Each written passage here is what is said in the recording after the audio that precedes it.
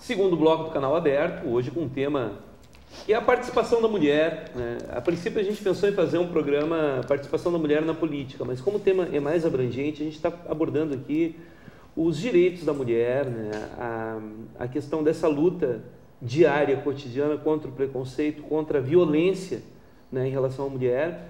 E aí um dado aqui do Fórum Brasileiro de Segurança Pública mostra que ocorre um estupro a cada 11 minutos no Brasil, considerando que daí, aí nesse número entram também crianças, adolescentes, né? Ou seja, pessoas indefesas, né? Pessoas que não têm condições de reagir à violência. E aqui em Novo Hamburgo, Fátima, quando tu esteve à frente da Coordenadoria das Políticas Públicas para a Mulher, como é que se atendia? Porque são casos, são questões delicadas, muitas vezes com membros da família, né? E aí, por uma questão de justiça, não é uma questão de... a sociedade tem um sentimento de vingança em relação a esses casos, mais do que em relação a outros casos. Parece que os crimes de colarinho branco, até um tempo atrás, agora, pelo menos agora já tem uma reação, mas até um tempo atrás parece que esses não estavam na ordem do dia, né? Parece que eles não geravam tanta revolta na população como esses casos, né? Esses casos de violência, de sevícia, né? Contra menores, contra meninas, né? Essa questão da vulnerabilidade das meninas, das adolescentes no Brasil, né? Em outras partes do mundo também. Sim. Mas aqui os números, eles assustam. Como é que tu lidava com esses casos lá à frente dessa coordenadoria tão importante que é a Coordenadoria das Políticas Públicas das Mulheres? Então, a comunidade conhecia a Coordenadoria de Políticas Públicas para as Mulheres como a Coordenadoria da Mulher, né, na cidade. Então, ela foi criada em 2009. A partir dali, então, da criação da coordenadoria, então, comecei a escrever um projeto de lei que foi encaminhado pelo Executivo à Câmara de Vereadores, com a anuência, então, do então prefeito, para criar o Conselho Municipal dos Direitos da Mulher, que Novo Hamburgo não tinha o conselho, já tinha passado por 2 tentativas e em 2 oportunidades em anos anteriores e não tinha conseguido efetivamente finalizar esse processo dentro da Câmara. Por preconceito, ou não sei porquê, não sei. Não se achava importante naquela época, né? Então, a gente escreveu o projeto de lei e encaminhamos então, lá para a PGM e, na sequência, então, foi para a Câmara de Vereadores, sentamos com todos os vereadores e todos aprovaram por unanimidade a criação, então, do Conselho. Depois, na sequência, a Cláudia assumiu como oficialmente a primeira presidente do Conselho, né?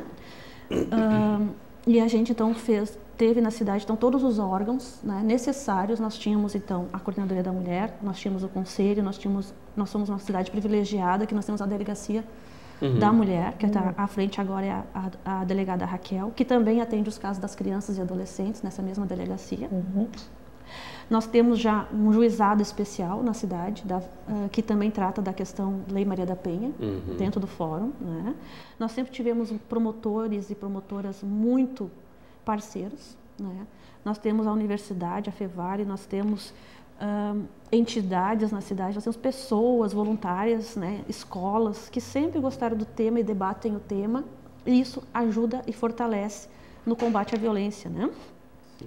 A questão do estupro, logo que a gente assumiu e entrou na Coordenadoria da Mulher e entrou o novo mandato dos vereadores, eu fiz um levantamento justamente do estupro na cidade e apresentei esses números na tribuna para todos os vereadores que estavam chegando ali naquele mandato. Eles ficaram perplexos, dizendo, gente, esses números aqui não é do Rio de Janeiro, esses números aqui de Novo Hamburgo. De Novo Hamburgo. E aí tinha ali os agressores, eles diziam, olha aqui, uma criança de 3 anos violentada por um homem de 61 anos, né? E aí fui dando esses dados, né? E dizendo para eles assim que esses crimes acontecem aonde? Por pessoas conhecidas que moram às vezes na mesma casa, né? Que estão ali próximo dessa criança, próximo dessa menina, desse menino, né? Que é uma faixa etária ali que as crianças ficam vulneráveis mesmo, né? São crianças, não tem para quem pedir socorro, né? E aí parece que é permitido, né? Tu falaste no Brasil e no mundo. Nem as guerras... Bom, a guerra em si, quando tem período de guerra, quem é que mais sofre? As mulheres e as meninas. São as primeiras estupradas e mortas. São as que menos valem em qualquer lugar. né? Com o corpo da mulher é permitido tudo, por isso que se estupra.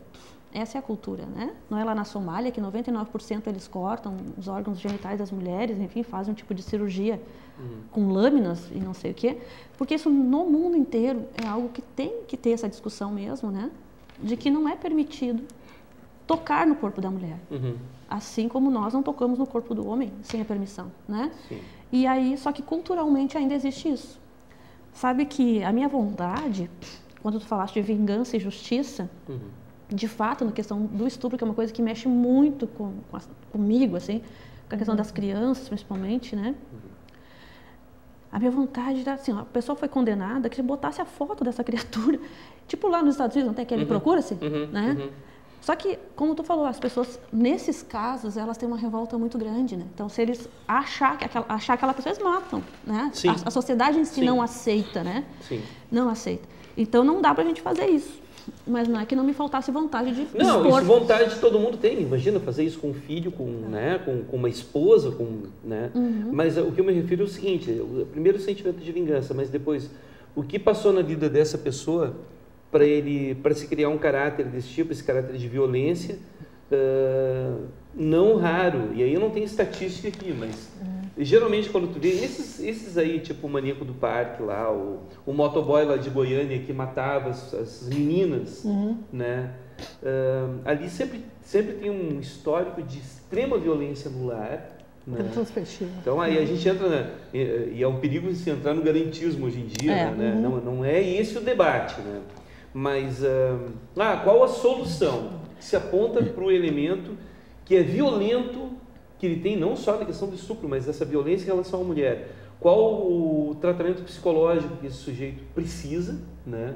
Sob os auspícios do Estado? Acho que o Estado precisa daí, porque ele largar numa cadeia tu só vai aumentar a violência, até porque isso não se resolve. Mas um monitoramento e um tratamento, ou tem casos que não tem tratamento também, né? Mas assim, nem todos, não dá para colocar que todos que viraram estupradores é porque sofreram violência. Às vezes é a oportunidade, ele já tem uma tendência e a oportunidade o fez fazer aquilo, ele se aproveitou do momento, né? Sim. Tem aqueles casos que o maníaco do parque, ele é um maníaco, é um outro caso, né? Ele está fora, ele é um fora, né? A mesma coisa a gente fala do Jundiá aqui, né? Sim. Então, que carrega, né, uma série de crimes nas costas. Então, são casos isolados, mas é tanto estupro que não é um bando de gente que foi estuprada na infância. Eu acho que essa coisa da permissividade, essa permissão que se dá de tocar, de tomar para si o corpo daquela criança que está indefesa, ou daquela menina, ou daquela mulher. E talvez uma solução nós pudéssemos, já que nós importamos tanta coisa de outros países, talvez pudéssemos importar, por exemplo, a lista de criminosos sexuais que tem nos Estados Unidos. Porque lá tem uma lista, todos aqueles que são condenados por um crime de conteúdo sexual, eles têm isso registrado. Mas aqui fica tudo assim, né? Não pode nada. Aqui não pode. Pode botar o cara indevidamente no SPC. Ele foi lá, pagou a conta, a operadora de telefone cadastrou errado, ele pode ir para o SPC, mas ele não pode ir preso. Ou está numa lista lá, né? Mas não tem relação. Não, tem muita relação. Assim como lá também se atingiu a privacidade do indivíduo ao cadastrá-lo indevidamente num órgão restritivo, aqui também. Entrou no processo, crime, trânsito em julgado, condenado, vai a foto dele ali sem choro nem vela, nem fita amarela. Porque esse cadastro também não é de fácil acesso a todos. Sim. Mas tu já sabe que existe mais um adendo. Também concordo com a Fátima, nem todos os casos de estupro advêm de um histórico violento. Claro que se sabe que a violência contínua, ela vai sendo tida como normal. Né? Inclusive nessas situações em que avós, enteados, tios, né, violentam crianças, especialmente meninas, né? Muitas vezes existe a permissividade familiar. A família acha que, bom, é assim, fazer o quê? Coitado, ele é doente. Não vamos denunciar. Não, tem que denunciar. A denúncia é fundamental. Né? A mulher, a adolescente, né? Aquele que sofreu ou sabe que alguém está sofrendo esse tipo de violência, tem que denunciar. Porque se não houver denúncia, fica tudo como estamos agora. Né? Todo mundo com receio de falar, todo mundo achando que, pois é, aconteceu, né? Não pode acontecer. E nesse sentido também, essa questão desses conselhos, eles são importantes porque toda essa discussão, que era uma discussão que não existia anteriormente, a questão da coordenadoria da mulher, né? Poderia haver debates ali, né? Localizados, daqui a pouco em um seminário lá, em algum lugar, aquela coisa toda.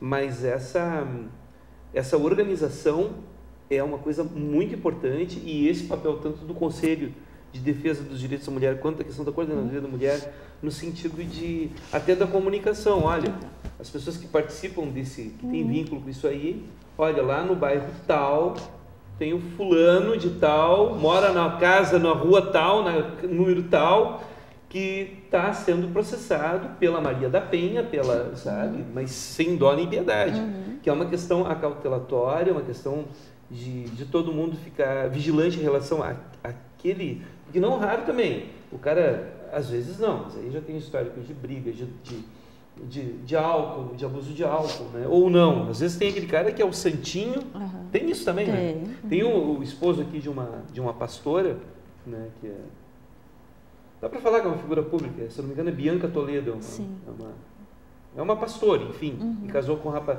ela tinha um filho do primeiro casamento, casou com um rapaz da igreja, quer dizer, um cara acima de qualquer suspeita. Aparentemente. Era um pastor, né? Também, né? Por causa dela, né? Os dois eram pastores, inclusive as fotos nas redes sociais, extremamente bem vestidos, né? Era uma coisa assim, era uma família perfeita, ela é escritora de livros espirituais, aquela coisa toda. O cara foi lá, o camarada foi lá, estuprou, violentou o menino, né? Aí foi toda uma choradeira, toda uma comoção pública, que eu acho que esse desgaste também esse desgaste é desnecessário. Tem um senador que falou na tribuna. Exatamente, sabe, que daí aí tu te aproveita da desgraça, né? Dos outros, exatamente, da criança também, né? Mas enfim, isso é um universo que a gente precisa estar sempre, até para quem tem filho, mesmo para quem não tem filho também, né? Mas para quem tem filho, para quem está convivendo na comunidade, está sempre atento a esses acontecimentos. É verdade. Também queria trazer essa questão da violência institucional, né, com as mulheres, na questão do emprego mesmo, que também, com certeza, os próprios RH também olham, você pergunta se a mulher tem filho, se ela está ali na idade dos 25, 30 anos, né, se tem, que idade tem, né, com muitos casos eu tenho relato, vocês sabem que agora está grávida ou não. Eu coordeno a Agência Municipal de Emprego, anteriormente eu coordenava a Agência Cine, que era vinculada ao Estado, agora é vinculado ao município a que eu estou coordenando, e os relatos das mulheres, e também conversando com alguns empregadores ou da área do RH, isso é comum, né, é comum sim, né, então de optar em não contratar uma mulher porque ela vai faltar muito, porque ela tem filho, e esse tema não é de hoje. É um tema de muito tempo, né? A questão do salarial, as mulheres ainda ganham aí em torno de 26% a menos no Brasil, né? Que os homens. Conheço várias mulheres que se afastam do mercado de trabalho, profissionais, formação, com tudo, se afastam para cuidar dos seus filhos, né? E depois para voltar é bem complicado, né? É bem complicado. E, enfim, a mulher quer ter filho, ela também paga um preço para isso, né? E o homem não, ele continua trabalhando, né? Ele continua fazendo. Então, tudo isso a gente tem que botar na balança, né? Que não é fácil, né? Fátima, acho que tu vais lembrar, quando nós estávamos preparando a Conferência Municipal da Mulher, naquele ano que eu estava no conselho, tu estavas na coordenadoria. Numa das reuniões que nós fizemos num bairro aqui de Novo Hamburgo, estava presente uma representante do Sindicato dos Trabalhadores dos Calçados, e ela nos trouxe um relato chocante. Uma mulher que estava numa esteira, numa linha de produção numa empresa, pediu para ir no banheiro, o gerente disse que não podia parar a esteira, e ela acabou fazendo as suas necessidades fisiológicas ali, na frente de todo mundo. Começou a chorar, né? Imagina a situação que a mulher passou. O que a gerente fez quando viu a situação? Disse para ela, vem, eu vou te levar em casa, tu troca de roupa e volta a trabalhar. E isso assim aconteceu. E aí o que é pior, Isso não era um caso isolado. E essa situação foi trazida ao conselho porque o Sindicato dos Trabalhadores ia se reunir com a empresa para ver que atitude iam tomar em relação a esse gerente. Quer dizer, uma violência que, inclusive, ultrapassa a questão de gênero, né? Tá? Mas de humanidade. Exatamente. Mas certamente isso não seria feito com um homem.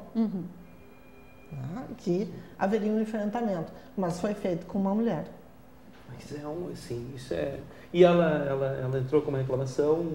Não, o Sindicato dos Trabalhadores trouxe essa situação, mas ia fazer uma reunião, né, objetivando o afastamento desse gerente na empresa. E isso acabou acontecendo sem necessária interferência do Conselho, né? Mas o Conselho ia atuar com certeza nesse aspecto. Perfeito.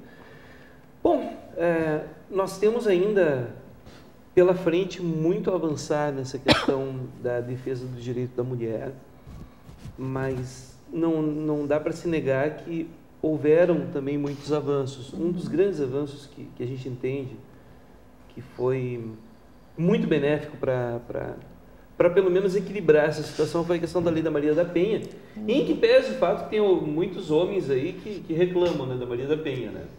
Porque a Maria da Penha. Só que assim, depois de séculos de sofrimento da mulher, de perseguição, enfim, de violência em relação à mulher, né, surge uma lei. Claro que quando surge uma lei sempre tem essa própria lei, ela vai ter a sua evolução, né? Mas no meu modesto entendimento, acho que foi uma grande conquista.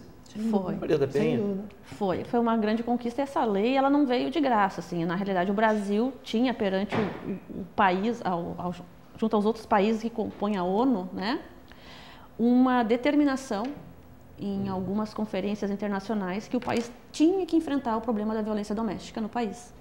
Isso levou-se anos até que o país, de fato, ele assinava os acordos e não fazia. Então, assim, essa lei não veio porque alguém...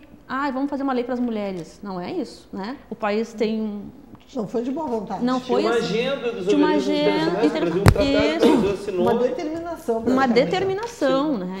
E aí não acontecia, então os movimentos sociais estavam cobrando, as entidades, o Ministério Público, enfim, houve todo um processo de algum tempo, né? Até que se escreveu aquela lei, a lei que depois ganhou o nome de Maria da Penha. E essa lei, os homens brincam e falam, né, que as mulheres não tinham que ter uma lei só para elas, não sei o quê.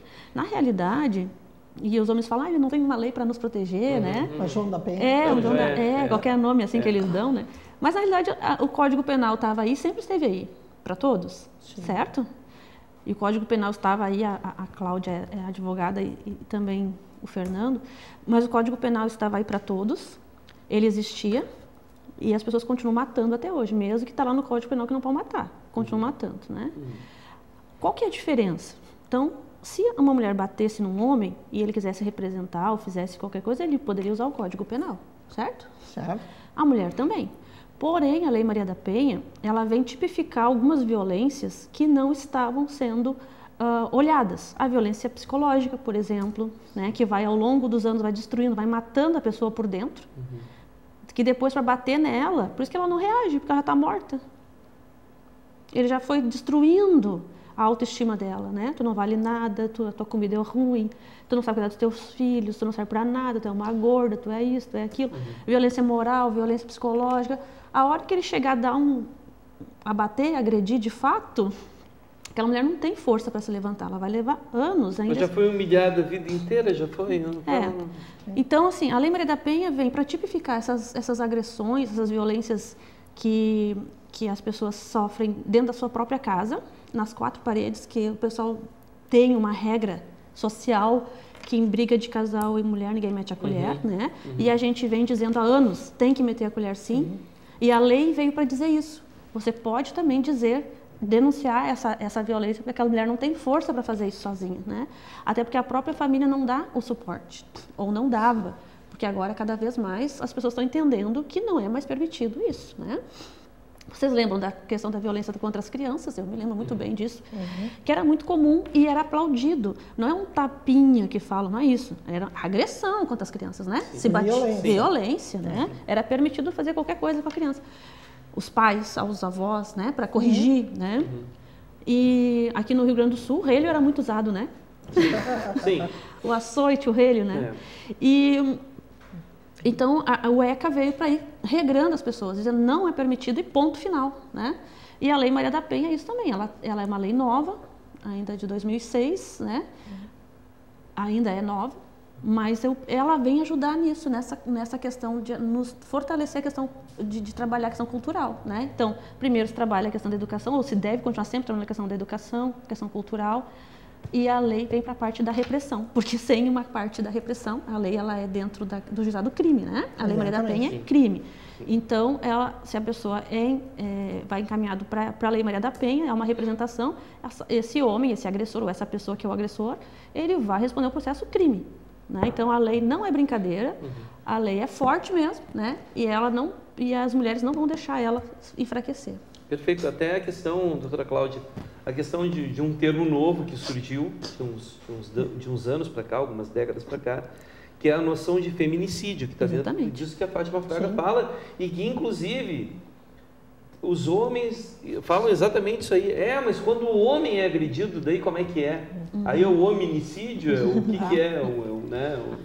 Já ia falar do homicídio. É homicídio, O feminicídio já é um agravante. O fato, se o assassinato ocorre tendo como vítima uma mulher e a condição de mulher acaba sendo determinante nesse fato, nós temos aí o crime do feminicídio. Ela foi assassinada pelo fato de ser mulher. Ser mulher, exatamente. Eu acho que um outro aspecto que a Fátima comentou e que veio ao encontro daquilo que nós estávamos falando antes, essa lei também trouxe a questão da violência sexual, né? E da violência econômica, que muitas vezes a pessoa acha que não existe. Existe sim. Quando um casal está ali, discutindo, né, é casado ou vive junto, e aí o homem começa a desviar os bens. Bota o carro no nome do cunhado, do pai, a moto no nome da mãe. Isso é uma violência econômica. Por quê? Porque ele está objetivando não partilhar esse bem diante de uma ruptura, diante de um divórcio, né? Ou ainda, numa situação que é muito comum acontecer. Mulher trabalha, chega no final do mês, o marido estende a mão e diz assim, pode me passar o teu salário. Sim. E aí ele administra o salário dela como se fosse dele. E aí a mulher tem que ficar se humilhando, pedindo dinheiro para comprar uma calcinha, para comprar um batom, quando ganha, né? Quando retorna. Aquilo que ela conquistou com o trabalho dela, né? Então, essa é uma violência que precisa ser bem divulgada também, porque ela é muito mais recorrente do que a gente imagina. Vocês têm ideia de alguma estatística que fale, por exemplo, assim, dessa questão do preconceito? Ela é capilarizada em todas todos os poderes, o poder aquisitivo, por exemplo, a pessoa que ganha menos ou a pessoa que ganha mais, ou é uma coisa que está presente em todas as classes sociais, em todas as classes. Mas na mesma proporção, ou digamos assim, o camarada aquele que teve a oportunidade de estudar um pouco mais, eu não sei o que, ele já tem um outro perfil. Tu fala na violência mesmo, de fato. A questão da violência. Ou o cara pode ter doutorado, não adianta, ele tem o perfil mesmo. O cara que quase matou a Maria da Penha, essa senhora, pois é. Ele, o que ele era? Professor universitário, com mestrado, não sei o que mais, né? Bom, mas enfim, o que a gente diz assim, a Cláudia estava dizendo, em todas as classes, é exatamente isso. Eu sempre comparo a violência doméstica com a questão das drogas, certo? A violência doméstica e a questão das drogas pode entrar na casa de qualquer pessoa, infelizmente, né? Então, aquela família ou aquela pessoa pode ser vítima dessas duas questões, né? Independente se ela tem bastante conhecimento, se ela tem bastante dinheiro ou não. O que muda na questão da violência doméstica? As mulheres ficam em torno, no mínimo, 8 anos sofrendo violência sem falar nada. Quando a mulher tem mais estudo, tem mais conhecimento, ela sai antes da violência. Isso que muda, né? Então, quanto mais conhecimento a mulher tem, mais chance dela sair da violência. Mas isso é um dado importante.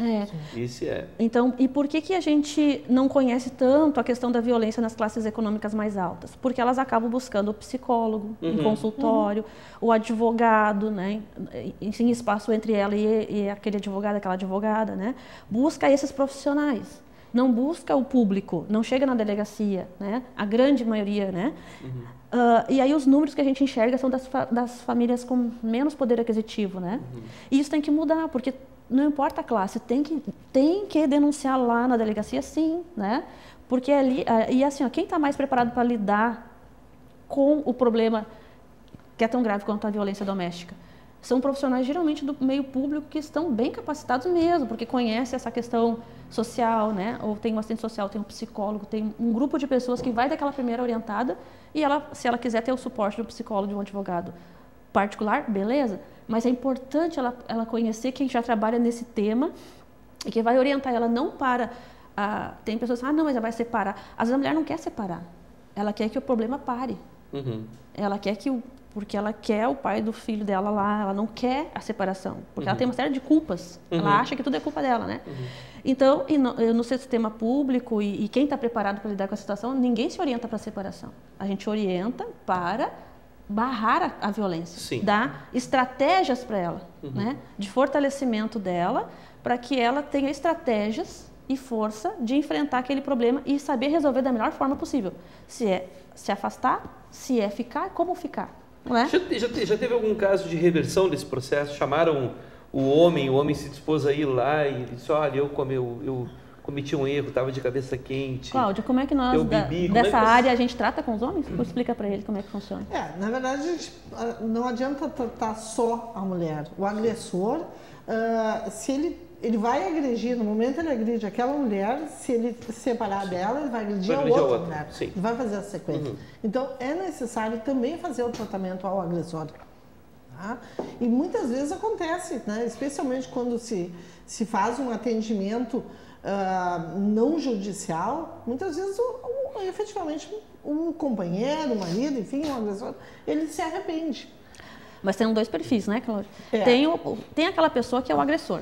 Sim. Ele é o agressor, né? Ele vai ser sempre agressor. Sim. Ele é um agressor, você vai trocando de mulher e vai continuar agredindo, né? Mas tem aquele outro que é um caso isolado, foi uma briga, foi, né?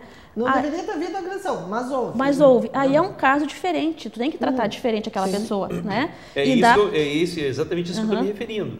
Tem aqueles casos que o cara vai matar a mulher. Ele já tem um perfil de agressivo mesmo. E ele tem o perfil que vai matar aquela pessoa. Ele fica obcecado e vai matar, né? Esse é um caso. E aí tem que ser tratado como uma pessoa que é um criminoso, né? E tem aqueles outros casos que aí é um fato isolado, a pessoa saiu do eixo, né? E aí não soube lidar com aquele problema e fez... E a causa, em algumas vezes, pode não ter sido traição por parte da mulher, porque é uma coisa, como eu falei, a mulher é traída, ela levanta a cabeça, né? Já pensou se todas as mulheres saíssem batendo nos homens que traem? Não, estatisticamente seria uma coisa não, sabe? Até, às vezes surgem estatísticas aí que a mulher trai tanto quanto o homem. Eu, particularmente, não acredito nessas estatísticas, né? Pelo perfil das mulheres que a gente vê. Ou eu estou muito enganado, né? Né? Como é que funciona isso, Cláudia? Mas não é por causa disso. Eu acho que não pode, o fato de haver traição não pode ser motivo. Não, né? pode ser alguma. Pode ser alguma. Mas não raro, o cara lá encontrou a mulher numa situação lá. Mas não permite a ele fazer isso igual. Não. Além de não autorizar. Alguma. Mas aí ele vai ser o agressor eventual. Exatamente. Ele vai ser aquele que perdeu a cabeça naquele momento de raiva, de ódio e tal, e vai lá e bateu. E estatisticamente isso é normal ou é uma coisa assim, isso é 1% ali dos casos que... Ou acontece muito? Do agressor eventual? Não, ele é bem comum, assim, que perde a cabeça e daqui a pouco faz... ele não é ele é diferente, a gente não dá nem para tratar ele como um agressor, né? Foi um caso que aconteceu... E principalmente depois desse caso, foi só um caso, ele não voltou a agredir? Não volta a agredir. Não, se é um caso assim, se ele não tem o perfil de agressor, né? Ele vai retomar a vida dele. Isso é importante, né? Agora tem aqueles que já usam álcool, ou drogas, e aí ele vai, isso tudo junta e daí fica confuso, ele vai precisar de um tratamento, né?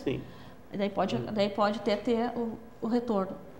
E a questão do que ele que é agressor, que a gente trata como agressor, a gente não está... esse é um caso muito grave, que é esse que vem para a Maria da Penha, principalmente para esses casos, que ele vai querer matar a pessoa. E ele esse muitas vezes o tratamento não adianta. Não, isso não tem tratamento. Não, isso Sim. não existe tratamento. Eu não sou a favor de mediação de conflito em caso de violência. No momento que a violência existiu, se ela tem violência, é crime. É crime. Não tem mediação. Também concordo. Eu sou completamente contra a mediação.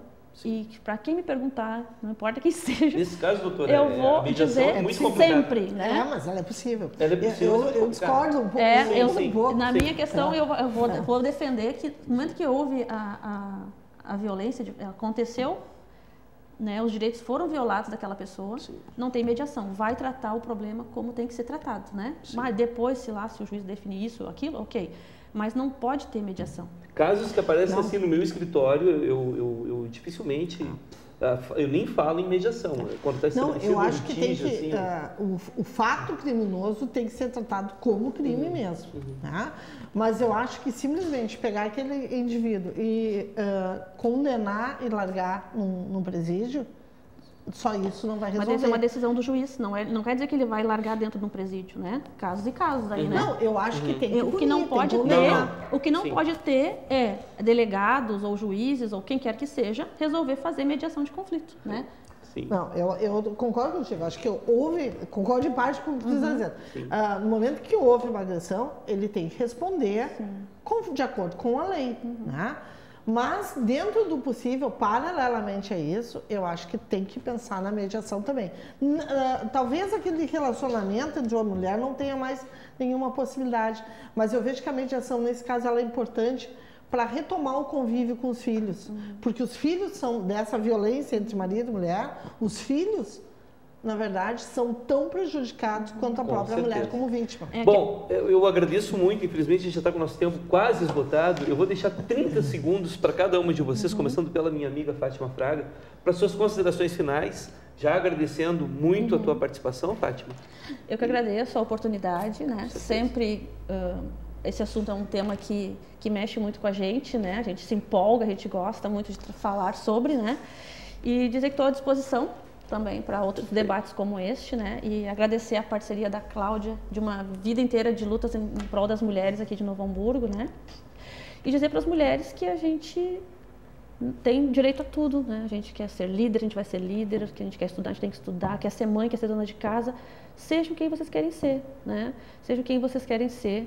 Levanta essa autoestima, né? Fica bem linda, bem, né? Fica como quiser. A vida está aí para ser vivida da melhor forma possível, sem fazer mal para os outros, né? E a gente tem que ser feliz, né? E primeira coisa, respeito, né? Respeitar o seu marido, ele te respeitar também, tem que ser na mesma proporção, né? Para a gente ter uma vida adequada. Perfeito. E sair dessa questão da violência, né? Muito obrigado, perfeito. Doutora Cláudia Petri de Faria, professora e advogada militante, suas considerações finais. Bom, Fernando, muito obrigada pelo convite para participar. Obrigada, Fátima, realmente uma parceria de muito tempo, né? E sempre produtiva, né? E faço minhas palavras da Fátima. Eu sempre digo que a vontade de falar depois é essa, né? Porque a gente repete. Né? Mas realmente é isso. Eu acho que a Fátima tocou num ponto importante.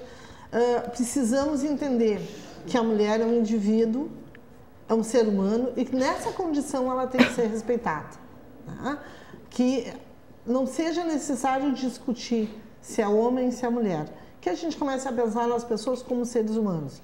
E sempre digo que a gente só tem essa vida, nesse momento. Só sabemos dessa. Né? Até acredito que há outra, mas nesse momento. E que com certeza nós viemos aqui para sermos felizes. Né? Perfeito. Muito obrigado. Bom, encerramos então mais esse programa Canal Aberto com uma frase do grande filósofo Sêneca que disse o seguinte: uma mulher bonita não é aquela de quem se elogiam as pernas ou os braços, mas aquela cuja inteira aparência é de tal beleza que não deixa possibilidades para admirar as partes isoladas. Muito obrigado, tenha uma boa noite, uma boa semana.